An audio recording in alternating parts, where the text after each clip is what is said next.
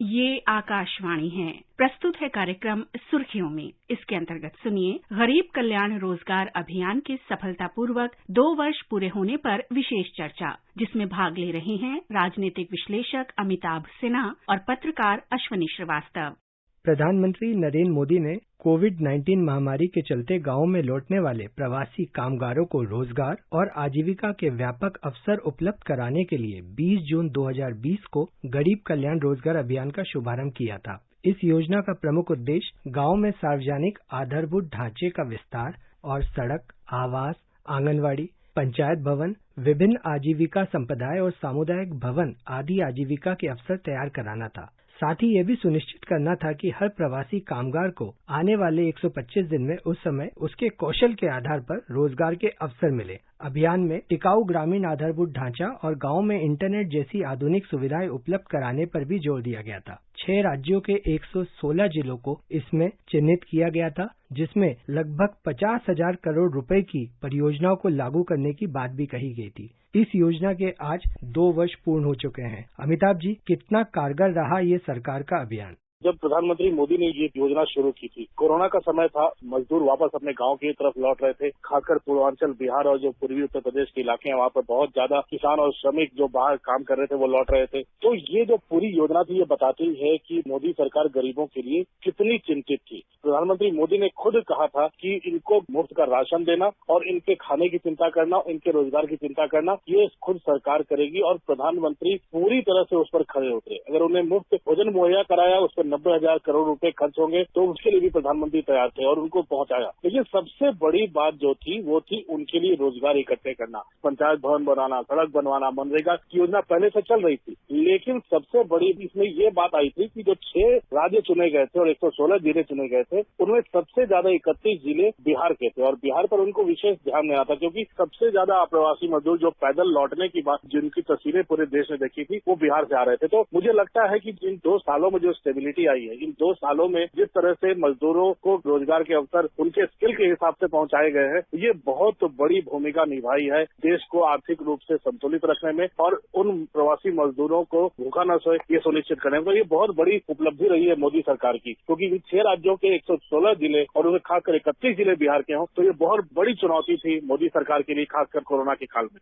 अभी भी corona virus के मामले सामने आ रहे हैं। हालांकि इकोनॉमी का विस्तार शुरू हो गया है। काफी सारे संगठित और असंगठित क्षेत्र जहां पे काम होता है उसमें काम भी शुरू हो चुका है और प्रवासी मजदूरों ने लौटना भी शुरू कर दिया है। ऐसे में क्या इस योजना को जारी रखना चाहिए या इसका स्वरूप बदलकर, जैसा आपने बताया महात्मा गांधी राष्ट्रीय ग्रामीण रोजगार गारंटी अधिनियम के तहत जो योजना चलती है उसी में सम्मिलित कर देना चाहिए? देखिए, इसीलिए प्रधानमंत्री ने तब भी एक नारा दिया था, एक देश एक राशन कार्ड का सपना, देश का वो पूरा करेंगे। क्योंकि प्रवासी मजदूर अगर मुंबई में अपना राशन कार्ड बनवा चुका है, आधार बनवा चुका है, अगर वो अपने गांव लौट रहा है, वहां उसका आधार नहीं है, तो उसको गरीब कल्याण योजना का फायदा कैसे मिलेगा? अगर वो किसी और राज्य में जाकर काम कर रहा है, उसे फायदा कैसे मिलेगा? तो गांव में जब तक कोरोना का काल है और गांव में जब तक वो बसा हुआ है, उनको अपने स्किल के हिसाब से उन गांव में, उन कस्बों में बसाने की बात, उनको उनके काम के हिसाब से, मान लीजिए कोई स्किल का काम कर रहा है, कोई प्लम्बर है, कोई राजमिस्त्री का काम कर रहा है, तो तमाम मजदूरों को रोजगार देना कोई आसान काम नहीं था सरकार के लिए। और ये बहुत बड़ी उपलब्धि थी प्रधानमंत्री मोदी सरकार की, जो ऐसी योजनाएं लेकर आए। आपको याद होगा प्रधानमंत्री ने जो 10-10 हजार तक के जो लोन मुद्रा के तहत जो सैंक्शन किए हैं, जो ठेले वालों को, रेहड़ी वालों को, पटरी वालों को, ये भी उनके लिए बहुत बड़ी राहत की बात थी। जो दिल्ली से लेकर छोटे छोटे शहरों में, छोटे गाँव में, कस्बों में जो रेहड़ी पटरी वाले बसे हुए थे, उनके लिए भी योजनाएं शुरू की गई। तो देश की अर्थव्यवस्था काफी हद तक स्टेबिलिटी की ओर बढ़ती जा रही है। ये पिछले 2 साल में जो मेहनत हुई है मोदी सरकार के द्वारा, जो गरीबों के लिए काम किया गया है, उसका ही परिणाम।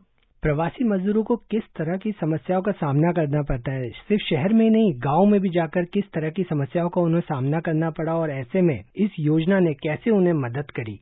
सबसे बड़ी बात जो थी, 80 करोड़ देश की जनता को जो गरीबी रेखा के नीचे रहती है, उन्हें 5 किलो राशन उनके घर तक पहुंचाना, ये बहुत बड़ी चुनौती थी। फूड कॉर्पोरेशन इंडिया ने देश भर से जितनी फसल उठाई है इन पिछले 2 सालों में, वो तमाम कोरोना काल के पहले के रिकॉर्ड को तोड़ने वाली तमाम चीजें थी। तो ये बहुत बड़ी उपलब्धि है गांव के लिए। और दूसरी बात, जो मजदूर फैक्ट्रियों में काम करते थे, कहीं प्लम्बर का काम कर रहे हैं, कहीं इलेक्ट्रीशियन का काम कर रहे हैं, कोई राजमिस्त्री का काम कर रहा है, सब जगह हमारे जो मजदूर थे उन्हें मालूम था क्या करना है। इसलिए उन तमाम जिलों में वहां पर काफी मेहनत की गई है और उन लोगों को काम भी दिया गया है ताकि वो लोग भटके नहीं, कानून व्यवस्था की स्थिति न बिगड़े, लोग कहीं वापस जाने के लिए तैयारी कर भी रहे हैं, तो कम से कम कोरोना काल में भगदड़ न मचे। और इसी स्थिरता का अब हम असर देख रहे हैं। जो अर्थव्यवस्था है पूरे देश की वो अब स्टेबल धीरे धीरे हो रही है।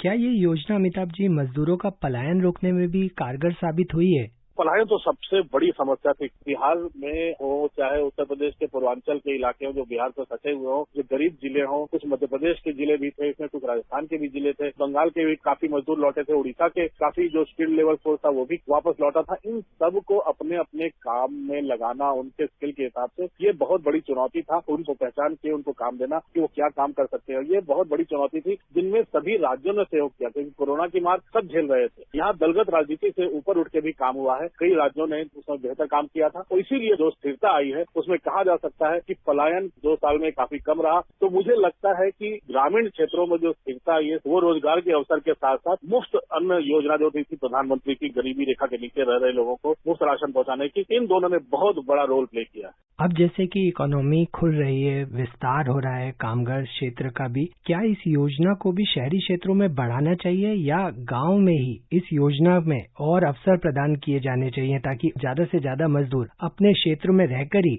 इस योजना से जुड़कर गांव के आधारभूत ढांचे को बढ़ाने में अपना योगदान कर सकें? 2 चीजें साफ। मनरेगा ने पहले भी पलायन काफी कम कर दिया था। जब गरीब मजदूरों को गांव से पलायन करने की जरूरत नहीं थी, गांव में उन्हें काम करने का पैसा मिल रहा था। लेकिन जब उनको उनके स्किल के हिसाब से, गांव में अगर सामुदायिक भवन बन रहा है, गांव में अगर पंचायत भवन बन रहा है, गांव में अगर निर्माण का कार्य चल रहा है, तो अगर उसमें वैसे स्किल के लोगों का इस्तेमाल हो रहा है, अगर प्लम्बर, इलेक्ट्रीशियंस, इन सब का काम अगर आ रहा है, तभी तो कौशल विकास मंत्रालय का यहाँ पर काम सामने आता है। जो लिंक करे उन्हें आप चिन्हित करें, तो कौशल विकास मंत्रालय ने भी कोशिश की थी अपनी तरफ से। लेकिन सबसे बड़ी बात ये थी कि उनको पहचान करके उनको रोजगार देने का काम में भी राज्य सरकारों ने काफी समन्वय किया था। और जो देश के गरीब हैं, जो देश के किसान हैं, जो अपनी फसल उगाने के बाद जो खाली समय होता था उसमें वो नौकरी करने बाहर के राज्यों में चले जाते थे, उनका पलायन जरूर का इस कोरोना के काल में कम से कम ये होगा इससे आने वाले दिनों में कि जो सेल्फ एम्प्लॉयमेंट की बात प्रधानमंत्री कर रहे हैं, स्वरोजगार की बात कर रहे हैं, स्टार्टअप्स की बात कर रहे हैं, जो किसान को स्वावलंबी बनाने की बात कर रहे हैं और किसान को सीधे प्राइवेट मार्केट तक अपने फसल बेचने की बात कर रहे हैं, कम से कम इन सब को अमली जामा आने वाले दिनों में पहनाया जा सकता है ताकि किसान भी पैसे कमा सके और जो मजदूर हैं उन्हें गांव में ही एक बड़ी भूमिका मिल सके। तो मुझे लगता है अश्विनी कि इससे काफी स्थिरता आई है और इससे काफी हद तक पलायन पर काबू किया गया है।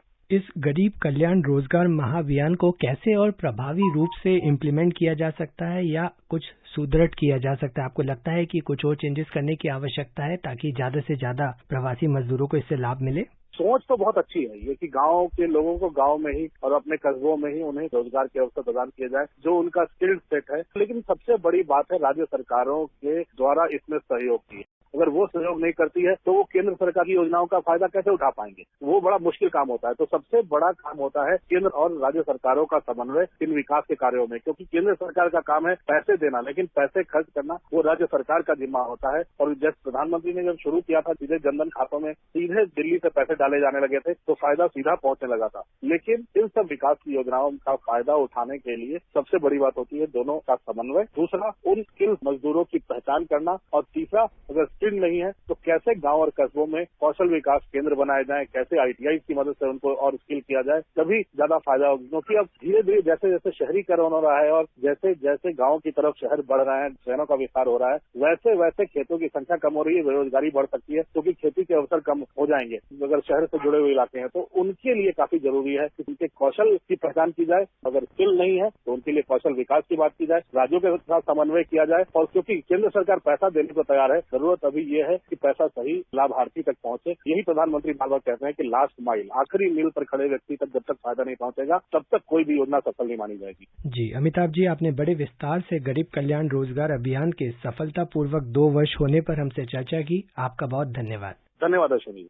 अभी आप सुन रहे थे गरीब कल्याण रोजगार अभियान के सफलतापूर्वक 2 वर्ष पूरे होने पर विशेष चर्चा में भाग ले रहे थे राजनीतिक विश्लेषक अमिताभ सिन्हा और पत्रकार अश्विनी श्रीवास्तव। ये कार्यक्रम आकाशवाणी के समाचार सेवा प्रभाग द्वारा प्रस्तुत किया गया। इसे आप हमारे mobile app news on AIR और हमारे YouTube channel news on AIR official पर भी सुन सकते हैं। इस कार्यक्रम के संबंध में अपनी प्रतिक्रिया आप हमें ईमेल कर सकते हैं airnsdtalks@gmail.com पर। इस कार्यक्रम को फिर से सुनने के लिए लॉग ऑन कीजिए हमारी वेबसाइट newsonair.nic.in।